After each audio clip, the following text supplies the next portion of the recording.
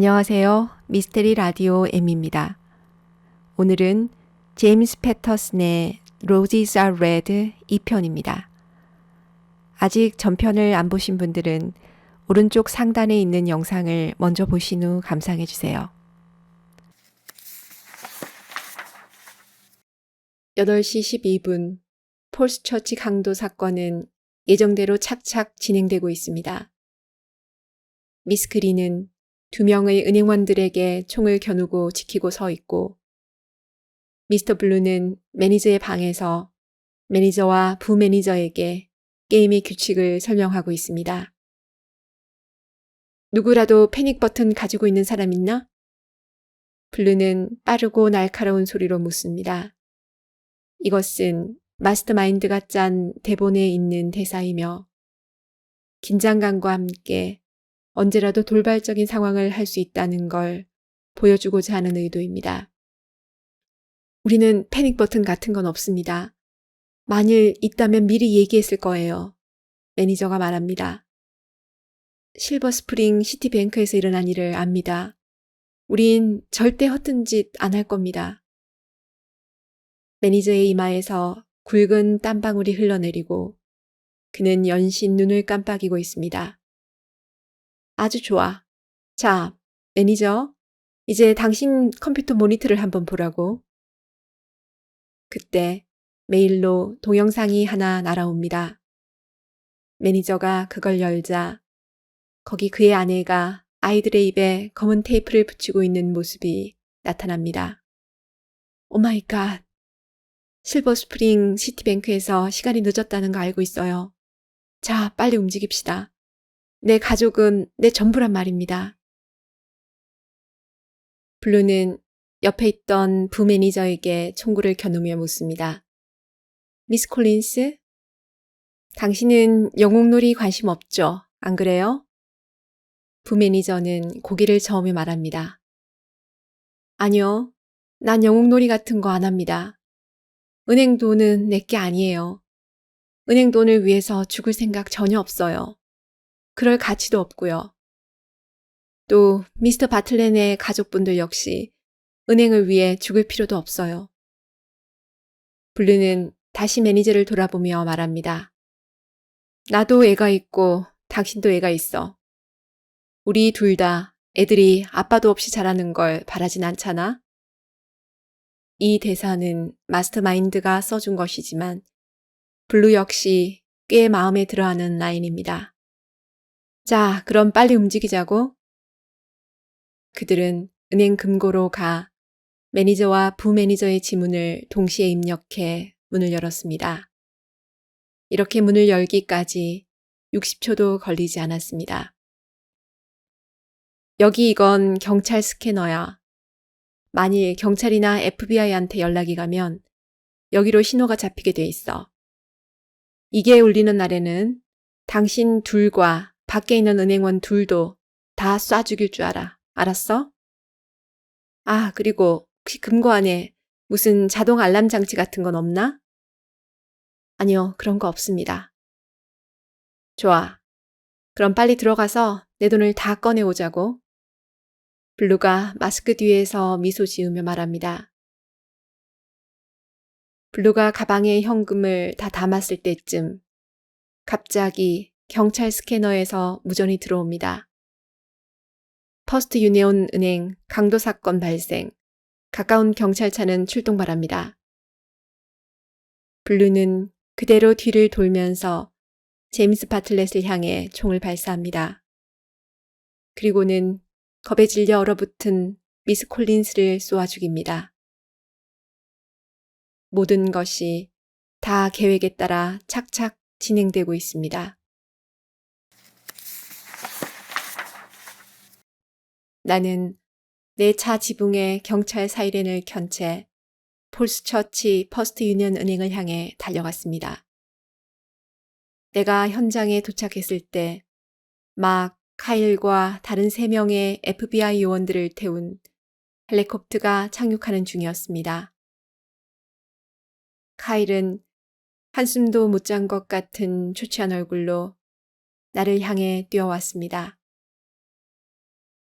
여기는 베시 카발리 요원이야. 그는 헐렁한 FBI 잠바를 입고 옆에 서 있는 조그만 여자를 가리키며 말합니다. 그리고 이쪽은 미카엘 도우드, 이쪽은 제임스 월시 요원이야. 자, 그리고 여기는 알렉스 크로스, 워싱턴시경과 FBI 연락 담당이야. 여기 알렉스가 에롤과 브리엔 파커 시체를 찾았지. 카일은 나와 FBI 요원들을 간단하게 인사시킨 후 내 팔을 붙들고 구석으로 끌고 갑니다. 알렉스, 지금 실버스프링 강도갱들이 죽었다면 도대체 누가 이번 사건을 저지른 걸까? 카일은 피곤한 눈을 비비며 말을 잇습니다. 갈수록 상황이 더 나빠지고 있어. 내가 왜 굳이 자네를 이 사건에 끌고 들어왔는지 알겠나? 나는 카일 크레거와 함께 은행 로비로 걸어 들어갔습니다.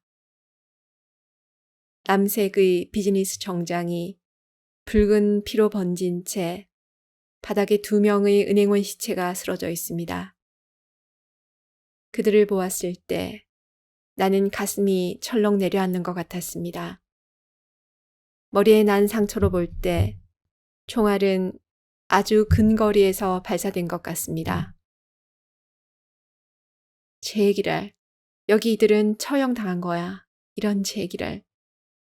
베시 카발리 요원이 시체를 보며 낮고 빠른 목소리로 말했습니다. FBI 과학수사대가 서둘러 사진을 찍기 시작합니다.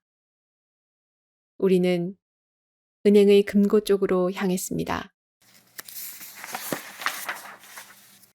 금고 안에는 한 명의 남자와 다른 한 명의 여자가 총에 맞은 채 누워 있었습니다. 그들의 비즈니스 정장은 여러 발의 총탄으로 걸레처럼 찢어지고 해진 상태였습니다. 카일, 여기 이 사람들도 처형당한 걸까? 그럼 도대체 그들이 뭘 잘못한 거지? 도대체 왜 이런 말도 안 되는 상황이 벌어지는 걸까? 그러게나 말이야. 왜 이렇게까지 한 거지? 카일이 분노를 누르며 말합니다. 대개 은행 강도들은 살인을 하지 않아요. 적어도 프로들은 그렇죠. 카발리 요원이 말합니다. 근데 이 미친놈들은 왜 이런 짓을 한 걸까요? 실버스프링 강도 사건 때처럼 이번에도 매니저 가족을 인질로 잡았나? 내가 물었습니다. 카일은 나를 돌아보며 고개를 끄덕입니다. 맞아. 아이들 어머니와 3명의 어린 아이들이었지. 방금 연락받았는데 다행히 그들은 모두 무사하다더군. 그렇다면 왜 여기 이 4명은 다 살해하고 인질인 가족들은 살려줬을까? 도대체 패턴이 뭐야? 어쩌면 여기서도 뭔가 일이 잘못됐을지도 모르지? 실버스프링에서도 만약 강도들이 지정된 시간까지 은행을 나가지 않으면 인질들을 죽일 거라고 했잖아? 그리고 실제로 1분 정도 늦게 은행을 나갔다고 했지. 내가 말합니다. 사실은 여기 폴스처치 경찰서로 은행 알람이 들어왔다는군. 내 생각엔 그게 바로 여기 4명의 살인을 야기한 게 아닌가 싶어. 우린 지금 그 경고 전화가 어디서 왔는지 추적하고 있는 중이야. 그렇다면 범인들이 어떻게 경찰서에 알람이 울렸다는 걸 알았을까? 그건 아마 그들이 경찰 스캐너를 가지고 있었을 거예요. 카발리 요원이 말합니다. 카일은 고개를 끄덕이며 말합니다. 여기 카발리 요원은 은행 강도에 대해 특히 많은 걸 알고 있어. 물론 다른 분야도 탁월하긴 하지만. 난 카일 자리를 넘보고 있다고요. 카발리 요원이 가볍게 미소 지으며 말합니다. 나는 카일과 함께 워싱턴 시내에 있는 FBI 본부에 들러 카발리 요원이 가져온 사건 파일들을 검토했습니다. 그것은 실버스프링과 폴스처치 강도 사건과 유사한 사건 파일로 도어티 코너에 은행 강도 사건들이었는데 이번 사건들과 같이 그들도 매니저의 가족들을 인질로 삼은 경우였습니다. 그들은 매니저와 그 가족들을 주말에 납치하고 그 다음 주 화요일에 은행을 털곤 했어요. 하지만 단 한 번도 인질이나 은행 직원들을 살해한 일은 없었어요. 적어도 그들은 여기 이 살인마들처럼 미친 작자들은 아니었죠. 카발리 요원이 말합니다. 그날 밤 7시 집에 돌아온 나는 수비드 조리한 닭고기에 치즈를 얹은 옥수수, 찐 브로콜리를 곁들인 홈메이드 저녁을 나나와 아이들과 함께 먹었습니다. 저녁 식사 후 설거지를 마친 나는 데이먼과 제니를 데리고 지하실로 내려가 복싱 수업을 시작했습니다. 데이먼이 8살 때 맞고 다니지 말라고 가르치기 시작한 복싱 수업이 벌써 2년이 넘었습니다. 이젠 아이들 둘 다 제법 자기 방어가 가능해서 더 이상 가르칠 필요는 없었지만 아이들도 나도 함께 땀 흘리고 운동하는 게 즐거워 시간 날 때마다 이렇게 지하실로 내려오곤 합니다. 제니와 데이먼은 장난삼아 복싱 동작을 취하면서 투닥거리고 있었는데 데이먼이 뻗은 팔이 제니의 눈썹 바로 위로 꽂혔습니다. 그리고 그 다음 순간 일어난 일은 너무나 갑작스럽고 충격적인 것이었습니다. 제니는 왼쪽으로 휘청하더니 그대로 바닥에 머리를 부딪히며 쓰러졌습니다. 그리고는 몸을 움찔움찔하면서 갑자기 뻣뻣하게 굳어져 버렸습니다. 아무 전조도 없이 순식간에 일어난 일이었습니다. 제니, 나와 데이먼은 동시에 제니의 이름을 부르며 달려갔지만 제니의 경련은 점점 더 심해졌습니다. 곧 제니의 눈동자는 흰자만 보인 채 마치 누가 목을 조르는 것 같은 소리를 내기 시작했습니다. 나는 제니가 혀를 삼키지 않도록 내 벨트를 풀어 뭉친 다음 제니 입속으로 밀어 넣었습니다. 떨리는 손으로 벨트 뭉치를 잡은 채 내가 얼마나 겁에 질려 있는지 감추려고 최대한 부드러운 목소리로 속삭였습니다. 제니, 괜찮아. 다 괜찮아질 거야, 제니. 그러나 제니의 경련은 점점 더 심해져 갔습니다. 그렇게 2, 3분이 흘렀습니다. 내 생애 가장 무서운 순간이었습니다. 제니의 입술은 파랗게 변하더니 침을 흘리기 시작했고 급기야 바지에 오줌까지 쌌습니다. 나는 데이먼을 위층으로 구급차를 부르러 보냈고 마침내 제니의 경련이 멈추고 10분 정도 지나서 구급차가 도착했습니다. 구급차가 도착했을 때 우리는 제니의 목에 베개를 눕혀주고 담요를 덮어준 다음 한 손은 내가, 다른 한 손은 나나마마가 잡고 있었습니다. 제니, 아가, 괜찮을 거야. 나나가 제니의 손을 쓰다듬으며 부드럽게 속삭였습니다. 아니요, 나 안 괜찮아요, 나나. 마침내 제니가 나나를 쳐다보며 입을 열었습니다. 제니는 자신에게 뭔가 무서운 일이 벌어졌다는 걸 느끼고 있었고 두렵고 당황스러워 보였습니다. 나는 구급대원에게 모든 상황을 자세히 설명해 주었습니다. 제니의 경련이 2분 정도 지속됐어요. 손발이 뻣뻣해지고 흰 동자만 보였어요. 네, 말씀하신 대로 경련 같아 보이네요. 어쩌면 눈 위에 맞았다는 펀치 때문일 수도 있고요. 일단 성 안토니 병원으로 옮기도록 하겠습니다. 구급대원의 대답은 따뜻하고 안심이 되었습니다.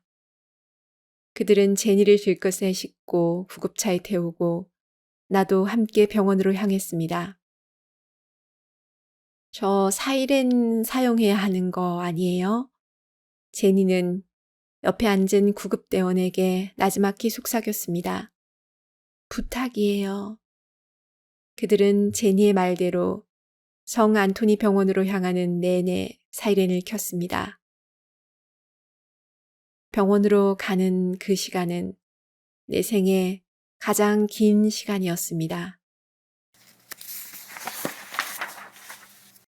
병원에 도착하고 제니는 신경질환 검사와 뇌신경검사, 운동신경질환 검사까지 그 시간에 받을 수 있는 모든 검사를 거쳤고 차차 상태도 안정돼 가는 것 같았습니다. 하지만 마지막 검사가 끝날 때쯤 두 번째 발작이 시작되었고 그것은 처음보다 더 강하고 더 오래 지속되었습니다. 마침내 제니가 안정을 되찾자 담당 의사인 닥터 본이 나를 따로 불러 말했습니다. 일단 오늘 밤은 입원시켜서 상태를 지켜보는 게 좋을 것 같아요. 내일 몇 가지 검사를 더 해봐야 하기도 하고요. 두 번째 발작이 일어났다는 게 아무래도 신경이 쓰입니다. 나는 제니를 휠체어에 태우고 병원 4층의 빈 침대로 데려다 눕혔습니다. 검사를 하는 중에도 병실로 오는 동안에도 아무 말 없던 제니는 침대에 눕히자마자 내 손을 잡아 끌고 말합니다. 아빠, 사실대로 말해줘요.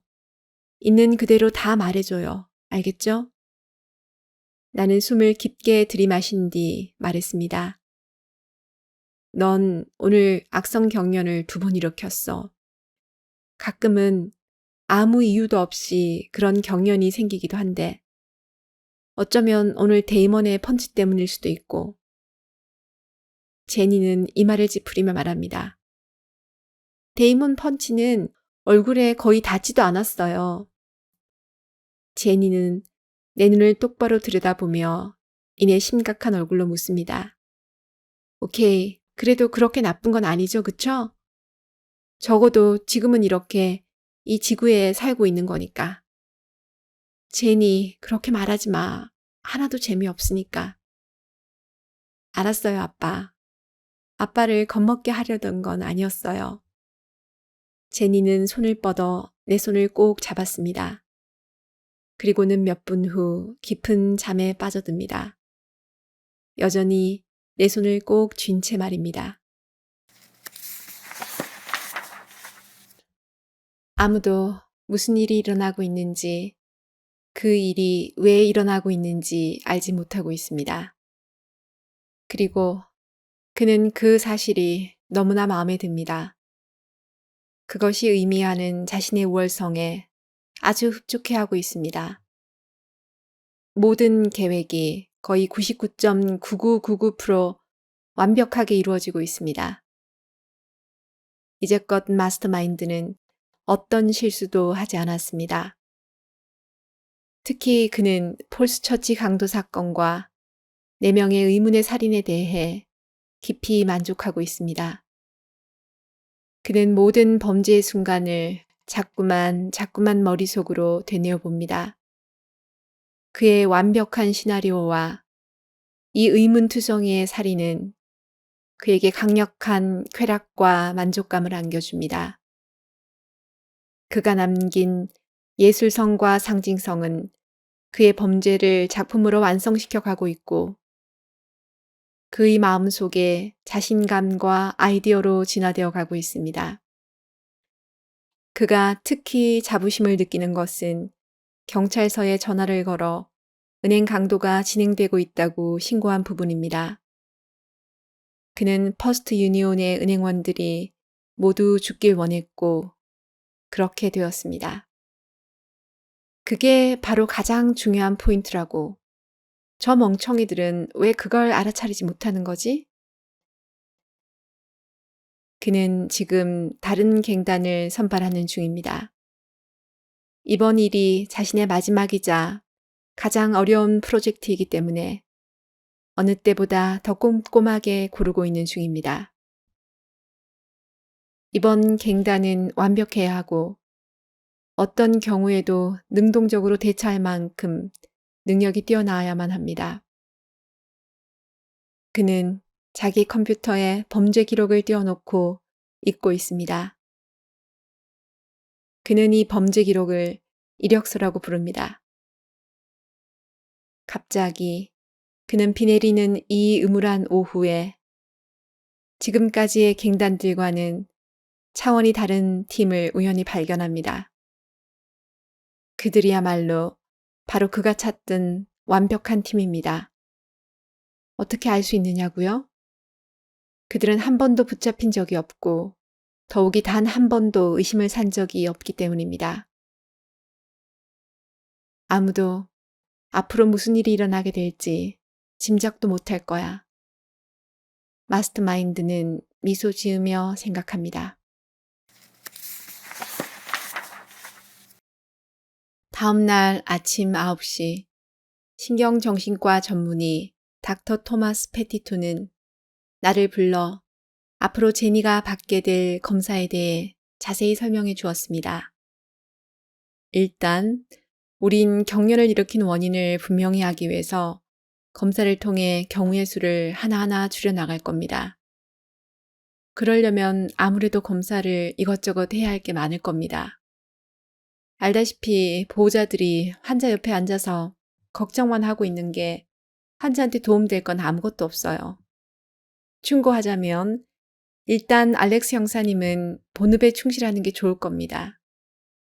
제니의 일상생활을 똑같이 유지할 수 있는 부분은 최대한 유지해주자는 겁니다. 나는 제니 곁을 잠시라도 떠나 있는 게 불안했지만 나나가 제니 곁을 지키기로 하고 바로 FBI 본부로 향했습니다. 카일 크레그는 제니의 소식을 듣자마자 병원으로 전화를 걸어 걱정해 주었습니다.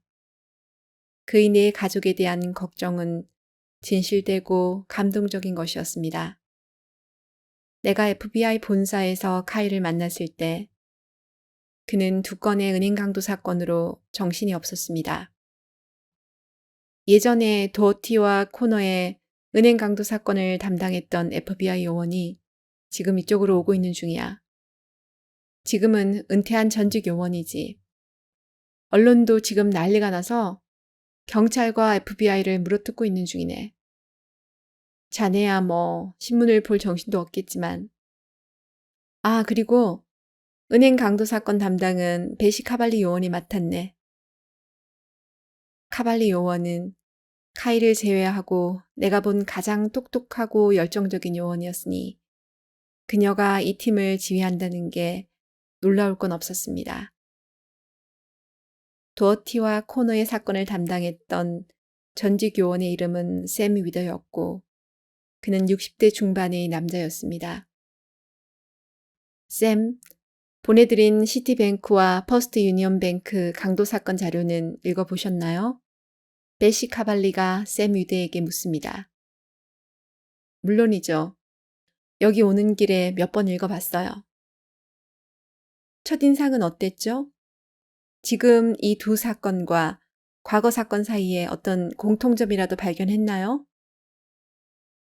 이건 엄청나게 다릅니다. 내가 맡았던 도어티나 코너 사건은 기본적으로 이것처럼 폭력적이지 않았어요.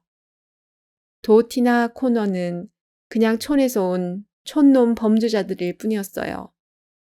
그 당시 인질들까지도 그들을 좋게 말했다니까요. 내가 짐작할 수 있는 최소한의 공통점이라면 그들이나 지금 이 사건들의 범인들이나 둘 다 은행이나 보험회사 같은 것들을 경멸한다는 것 정도예요. 아니 어쩌면 은행원이나 은행원의 가족들을 경멸했는지도 모르죠. 어쨌든 그 정도가 내가 찾아낼 수 있는 유일한 공통점이에요. 샘 위더가 떠나고 나는 카일과 베시 카날리 요원과 함께 오후 내내 다른 사건들을 파헤쳤지만 이렇다 할 성과를 내지는 못했습니다. 그날 오후 내가 성 안토니 병원으로 돌아갔을 때 병실에는 나나와 데이먼만 남아 있었습니다. 30분 후 그제서야 모든 검사를 마친 제이미가 휠체어에 앉아 들어오는 것을 보고 데이먼은 갑자기 울음을 터뜨렸습니다. 아빠, 우리 어릴 때처럼 이리 와서 오빠랑 나 좀 안아줘요. 제이미의 말에 어린 두 아이들을 내 품에 안던 기억이 너무나 선명하게 본물처럼 밀려왔습니다. 나는 아이들에게 다가가 둘을 가만히 안았고 나나마마가 다가와 우리 셋을 둘러 안았습니다. 그때 크리스틴이 병실로 들어왔습니다. 오, 여기 모두 모였네. 그녀는 좀 멀게 느껴졌지만 최소한 제니를 위해 병실을 찾아주었습니다. 우리는 주로 제니가 하루 종일 어떤 검사를 받았는지 얘기하는 소리를 들었습니다. 5시 병원 저녁 식사가 배달되자 제니는 불평하기보다는 나나의 요리와 병원 식사를 비교하기 시작했습니다. 제니의 농담에 나나를 제외한 모두가 웃었습니다. 나나는 짜증난 목소리를 지어 보이며 말합니다. 오케이, 제니. 네가 집에 돌아오면 요리하는 대신에 병원에 배달해 먹는 걸로 하자고. 나야 뭐 일도 줄고 이런 꼬마 아가씨 도발도 맞고 일석이조구만. 오, 나나, 할머니는 요리하는 걸 좋아하잖아요. 제니가 말합니다. 그리고 누가 도발하는 것도 좋아하고요. 오, 그래? 하지만 요 꼬마 아가씨가 이 할미 놀리는 걸 좋아하는 것만큼이야 하려고? 나나가 말합니다. 크리스틴이 일어나려고 할 때 간호사가 간호사실에 알렉스 크로스 형사를 찾는 중요한 전화가 걸려왔다고 알려줍니다. 나는 한숨을 쉬며 그들을 돌아보았습니다. 괜찮아요, 아빠. 전화 받고 오세요. 제니가 말합니다. 전화기 너머로 카일 크레그가 말합니다. 알렉스, 로즐린 퍼스트 버지니아 지점에서 또 다른 강도 사건이 발생했어. 나 지금 그쪽으로 가고 있어. 나나는 무서운 얼굴로 내 쪽을 쏘아봅니다. 크리스티는 아예 날 쳐다보지도 않습니다. 나 1~2시간 나갔다 와야 할 것 같은데 미안해. 은행 강도는 하나하나 너무나 빠른 속도로 일어나고 있습니다. 마치 범인은 우리가 생각하고 계획하고 정비할 시간을 주게 될까봐 안달난 놈 같아 보입니다. 로즐리는 성 안토니 병원에서 15분 정도 떨어진 곳이었고 다른 지점과는 달리 중심가에 위치하고 있었습니다. 현장에 도착했을 때 4대의 FBI 차량 말고는 경찰차는 한 대도 보이지 않았습니다. 나는 밖에 서 있는 요원에게 경찰 배지를 보여주고 안으로 들어갔습니다. 카일과 카발리 요원이 나를 보자 함께 다가옵니다. 이건 기적이야, 알렉스. 여기는 아무도 다치지 않았어. 물론 강도들이 빠져나가 버리긴 했지만 말이야. 매니저의 아내와 딸이 지금 납치된 상태야. 매니저의 집으로 가자고. 카일, 경찰차를 먼저 그쪽으로 보내는 건 어때? 여기서 3분 거리야. 일단 가보자고. 카일의 메시지는 분명했습니다. 이 사건은 FBI 소관이니 마음에 안 들면 빠지라는 거죠. 뭐 나야 별 상관없었습니다. 골칫덩어리를 자기네들이 떠안겠다는데 말릴 건 없었죠. 차 안에서 내가 물었습니다. 은행 알람이 FBI로 다이렉트로 넘어간 거야? 카발리 요원이 앞좌석에서 뒤로 돌아보며 말합니다. 첫 번째 은행 강도 직후에 우린 이 부근의 모든 은행과 직통선을 개설했어요. 그래서 우리가 제일 먼저 사건 발생을 알게 된 거예요. 우리 팀이 알람이 울린 뒤 10분 만에 도착했지만 이미 강도들은 떠나고 난 후였어요. 로즐린 경찰에 연락은 했나, 카일? 물론이지, 알렉스. 우리도 최악의 경우가 아니라면 남의 구역에서 설치는 것 따위는 안 한다고. 그래, 그럼 왜 매니저 집에는 경찰을 보내지 않는 거지? 로즐린 경찰은 아주 유능하다고. 나도 그들과 몇 번 합동 수사를 한 경험이 있어서 알아. 카일은 한숨을 쉬며 말합니다. 알렉스, 가장 중요한 건 누가 먼저 사건 현장에 도착하느냐 하는 거야. 그리고 난 우리가 가장 먼저 도착해야 한다고 생각해. 우리가 집 앞에 도착하자 뒤따라 한 대의 세단이 우리 옆에 주차합니다. 더 많은 요원이 동행한 것이죠. 강도갱단은 이미 떠난 것 같아. 하지만 모두 조심해야 돼. 아직까지는 예측 불가능한 놈들이니까. 카일이 워키토키에 대고 말합니다. 예측 불가능하다. 나는 생각했습니다. 그게 얼마나 맞는 말인지, 또 동시에 얼마나 무서운 말인지. 이런 예측 불가능함이 이렇게 나를 이 직업에 붙어 있게 하는 것일까요? 다른 어디에서도 경험해 볼 수 없는 이런 아드레날린 러시가 말입니다. 모든 새로운 사건의 불확실성 때문에, 범인을 사냥하는 모든 순간의 스릴 때문에, 아니면 내 안에 내재된 암울함이 이렇게 나를 이 직업에 가두어 두는 것일까요? 드물지만 선이 악을 이길 거라는 희망, 아니면 악이 선을 망가뜨리는 그 수많은 상황을 막아보려고 안간힘을 쓰는 걸까요? 나와 카일과 베시 카발리는 모두 총을 뽑아 들고 천천히 집을 향해 다가갔습니다. 집안은 쥐죽은 듯 고요했습니다. 지금까지의 유일한 패턴은 은행에서든 인질의 집에서든 살인이 자행되었다는 것이었습니다. 퍼스트 버지니아 은행에서 아무도 희생자가 나지 않은 이상 나는 이 집에서 죽은 시신이 있을 거라는 생각을 떨칠 수가 없었습니다. 적어도 그것이 지금까지의 유일한 패턴이었으니까요. 내가 제일 먼저 들어가겠어. 내가 말했습니다. 여긴 워싱턴이야. 적어도 워싱턴에서 가까운 곳이지. 카일은 아무 말 없었고 카발리 요원은 짙은 눈을 들어 나를 가만히 살펴볼 뿐 별 이의가 없었습니다. 현관문은 열려 있었습니다. 범인이 일부러 열어둔 걸까요? 아니면 급하게 도망가느라 잠그지 않은 걸까요? 우리는 몸을 낮추고 천천히 집 안으로 들어갔습니다. 거실에는 어떤 폭력의 흔적도 없이 완전히 비어 있었습니다.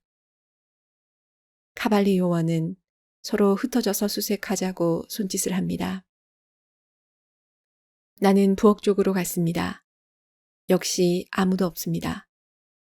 부엌 뒤쪽으로 난 나무 문을 천천히 열었습니다. 작은 창고가 나왔고 매운 향료 냄새가 가득한 그곳에는 사람 흔적이 전혀 없었습니다. 두 번째 문을 열었습니다.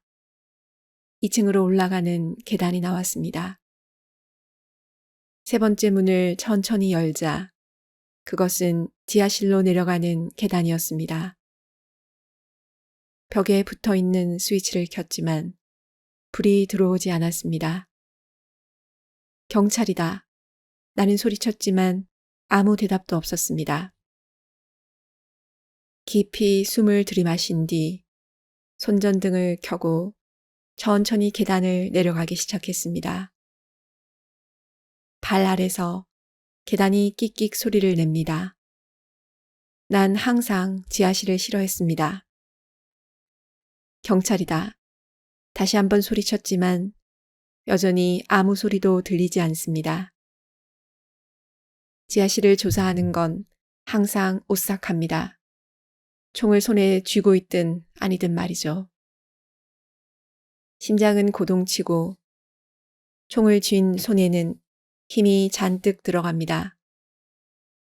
나는 계단을 내려오며 고개를 숙이고 지하실을 구석구석 살펴보았습니다. 지저스. 층계참을 내려오자마자 그들이 보였습니다. 경찰입니다. 나는 크로스 형사입니다. 엄마는 입과 몸이 테이프로 칭칭 감겨 있고 어린 아기의 입에도 테이프가 붙어 있었습니다. 아기의 가슴은 소리 없는 울음으로 펄떡펄떡거리고 있었습니다. 하지만 둘 다 살아 있었습니다. 또 한 번 이렇게 패턴이 바뀌어버린 것입니다. 알렉스, 그 밑에 무슨 일이야? 자네 괜찮아? 그들은 여기 지하실에 있어. 모두 무사해. 모두 살아남았다고. 마스터마인드라. 얼마나 고풍스럽고도 왜곡된 이름인가. 그는 이런 이유로 이 별명이 아주 마음에 듭니다. 그는 지금 은행 매니저의 집을 내려다보고 있습니다. 긴장한 FBI 요원들의 얼굴을 살펴보고 있자니 온몸의 전율이 느껴집니다. 자신의 작품을 저리도 진지하게 대하고 있다는 게 어깨가 으쓱해질 정도입니다. 마침내 알렉스 크로스 형사가 매니저의 집을 떠나는 게 보입니다. 그는 40대 초반의 키가 크고 체격이 좋은 남자입니다. 얼핏 전성기 때 무하마드 알리를 닮은 것도 같습니다. 크로스는 그의 최고 적수 중 하나입니다. 물론 이 죽느냐 사느냐의 전쟁에서 그가 크로스를 이길 거라는 것에는 한 줌의 의심도 할 수 없습니다.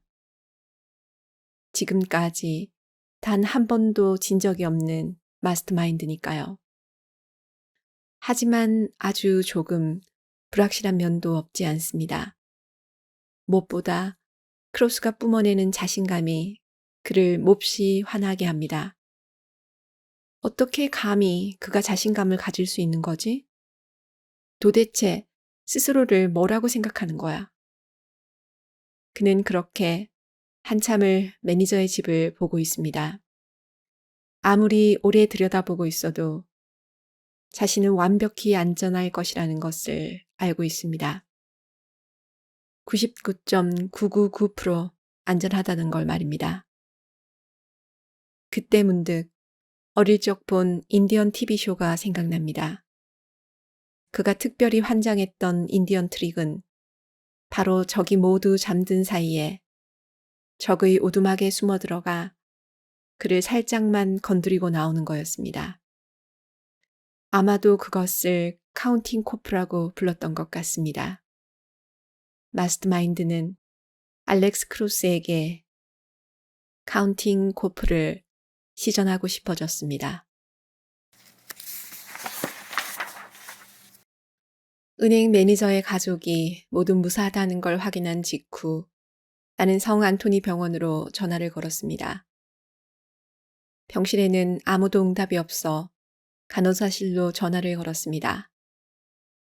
줄리에타, 번거롭게 해서 미안한데 제니의 병실에 아무도 없나 보네요.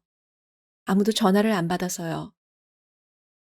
아, 알렉스 형사님. 지금 제니가 MRI를 찍고 있어서 할머니와 함께 MRI실에 내려가 있어요. 네, 지금 병원으로 가고 있는 중인데요. 제니는 괜찮죠? 줄리에타는 잠시 머뭇거리더니 말합니다. 사실은 아까 세 번째 발작이 있었어요. 물론 지금은 안정됐고요. 나는 서둘러 병원으로 가 지하에 있는 MRI실로 향했습니다.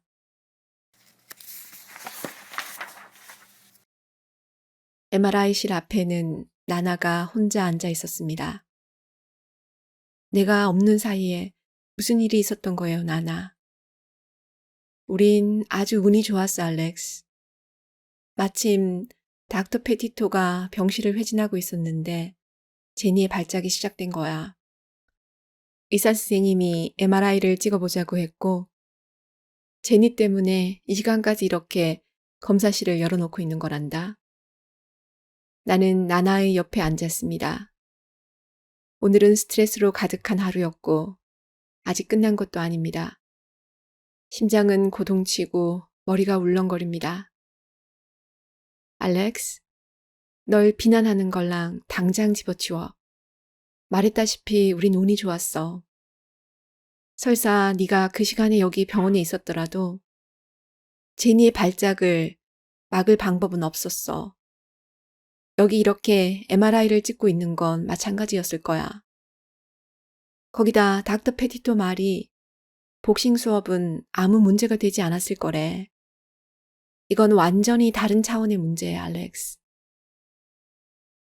MRI 검사를 마치고 나온 제니는 걱정과는 달리 피곤해 보이긴 했지만 여전히 밝은 표정이었습니다. 그날 밤 11시 30분, 나는 제니의 MRI 검사 결과를 들으러 닥터 페티토의 사무실을 찾았습니다. 선생님, 우리 때문에 이렇게 밤늦게까지 남아 계셔서 미안하고 고맙습니다. 이게 내 인생인걸요. 덕분에 몇 년 전에 이혼을 하고 아직도 싱글이긴 하지만요. 검사 결과는 어떻습니까? 뭘 찾아냈나요? 유감이지만 종양입니다. 모양 세포종인 것 같아요. 주로 어린 아이들에게 나타나는 거죠. 수술 후에 세포 분석을 해봐야 확실해지겠지만요. 종양이 너무 커서 목숨을 위협할 수도 있어요. 이런 소식을 전하게 돼서 정말 유감입니다. 나는 그날 밤 제니의 손을 잡고 병원에서의 두 번째 밤을 보냈습니다.